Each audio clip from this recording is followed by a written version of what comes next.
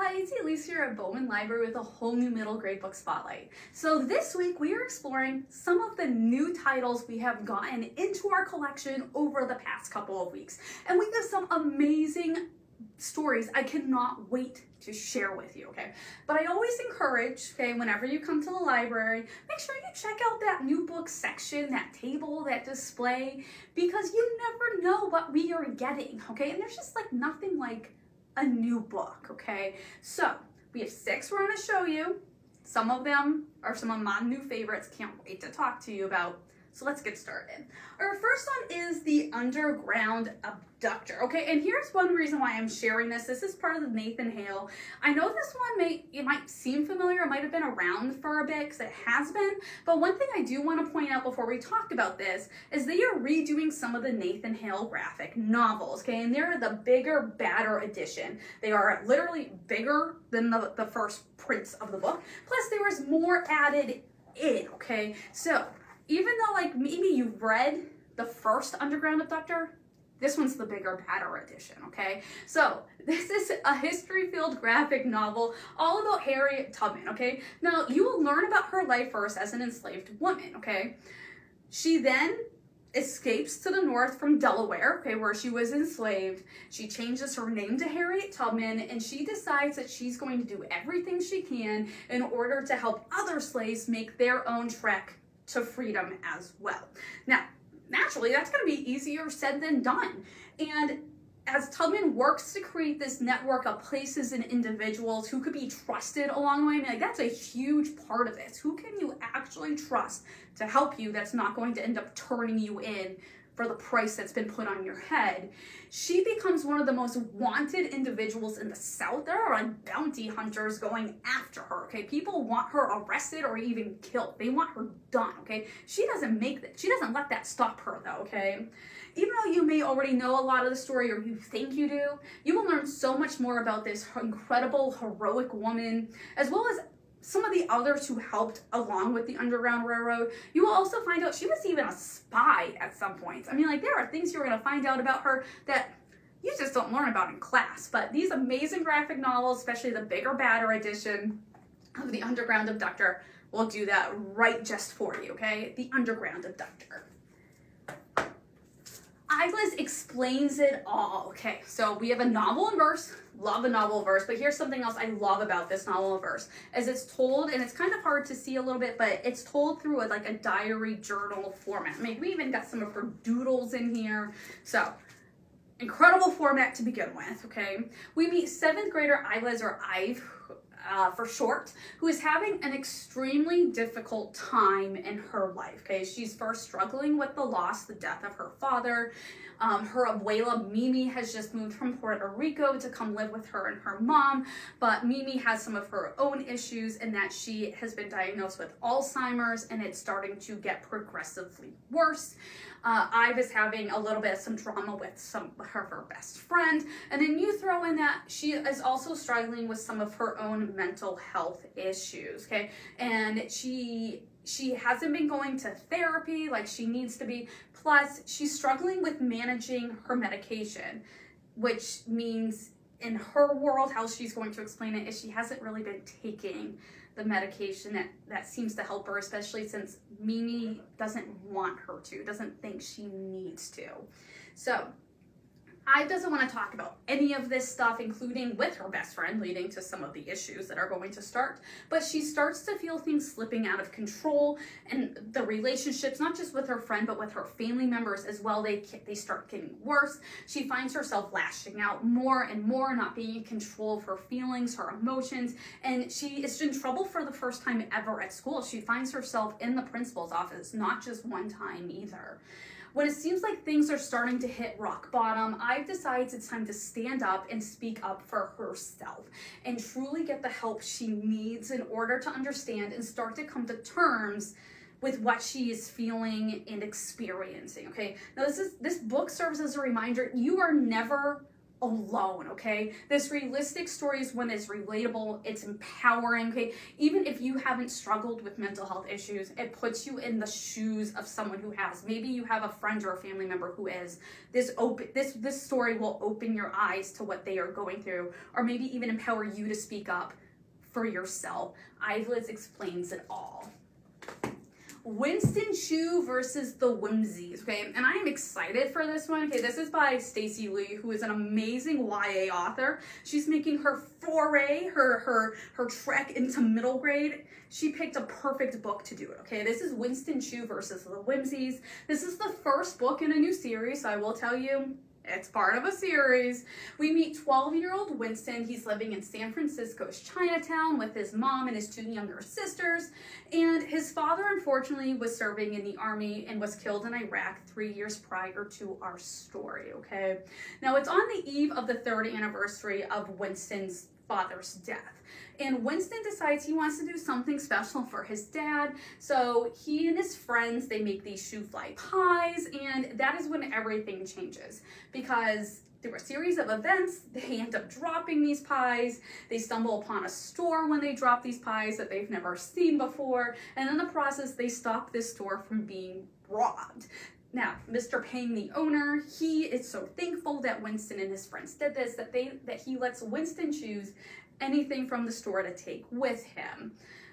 Naturally, though, when Winston accidentally chooses an old broom and dustpan, and he cannot, Mr. Pang's like, that's what you picked, you can't, no takesy-backsies, okay? Winston doesn't realize that he's actually getting more than what he wanted with this old dustpan and broom, because as he finds out that this dustpan and broom are actually possessed by the spirits of the Cloud Weaver and Cowherd. And these are very important individuals in Chinese folklore because they are star-crossed lovers, okay? And it's when things start disappearing, and at first it's like little things at first, and then it gets to the point where it's Winston's youngest sister, Coco, who disappears, that they are going to need to dig into their Chinese folklore to get her back and to write everything to its normal place. Filled with magic, fantasy, again, Chinese folklore, friendship, turn the page, nonstop action.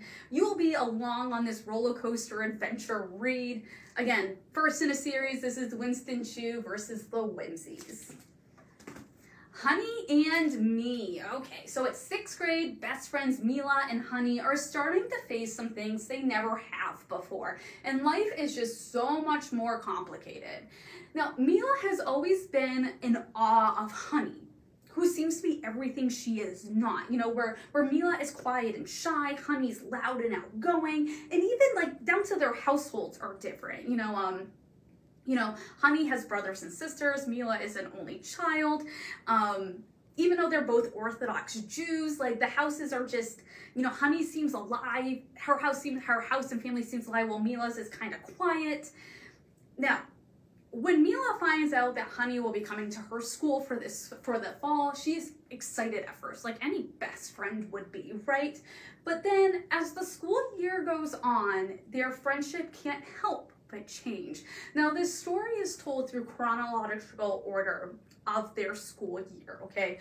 And you will be along for this journey as their friendship is tested in ways they never could have imagined, okay? Such as, they get to the point where they both choose the same topic for a speech contest, and that leads to a whole blow up. They're planning their bat mitzvahs, which leads to drama. And Mila starts to feel like even her mother prefers Honey over her own daughter, okay? Now, this realistic story about friendship is one that's relatable, filled with emotions we have all felt with our friends as well, okay? We've all been there for some friend drama, okay? No one's trying to pretend there hasn't been, okay? But you can totally relate to either or character, or maybe even both, in Honey and Me. Bee and the New Deal Horse. Okay, written by Virginia author L.M. Eliot, this historical story brings us into the 1930s during the Great Depression on a Virginia farm, okay? Now, Beatrice, Bee for short, okay, her whole life is changed when she wakes up one day to find that her father has brought her and her younger sister to this random friend of distant family farm type deal and just leaves them. Okay, abandons his 2 children on basically almost this random farm, okay?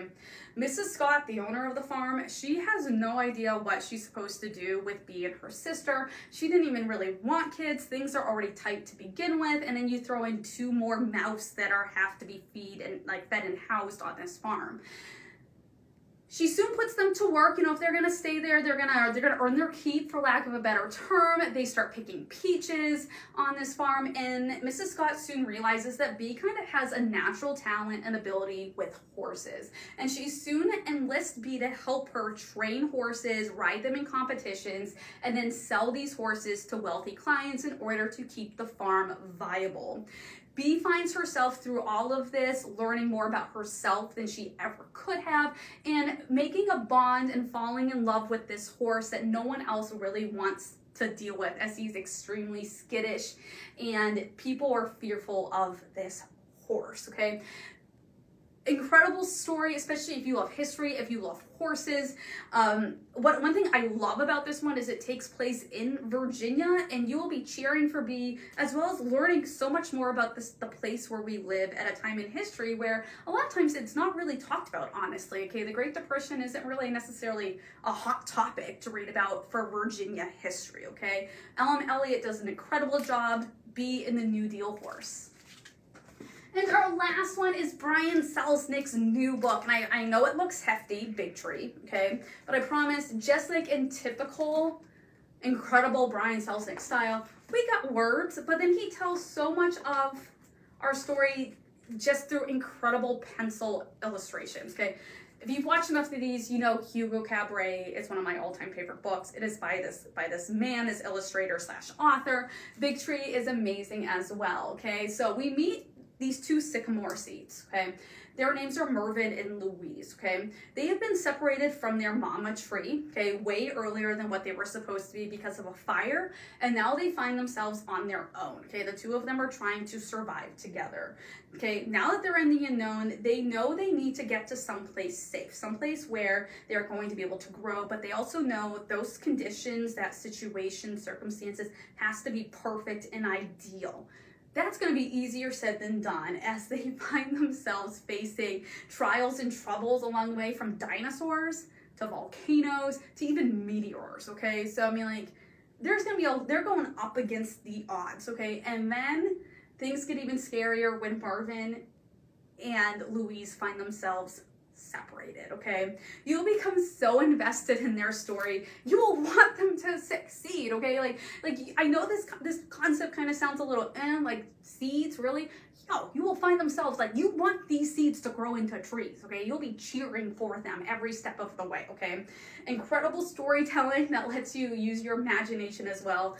You will not be disappointed. Again, you'll be emotionally invested in Big Tree. These are just 6 of the books we have here at the library that are new. So come on out, check out some of these. Or again, take a look at those new book displays, tables, shelves, okay? Because there's no telling what you can find. You might find that perfect book you've been itching to read to finish off your summer reading, okay? So come on out, check out one of these, or we'll help you find that perfect book you're looking for. I hope you have an amazing week, and I hope you tune back next time for a whole new middle grade book spotlight.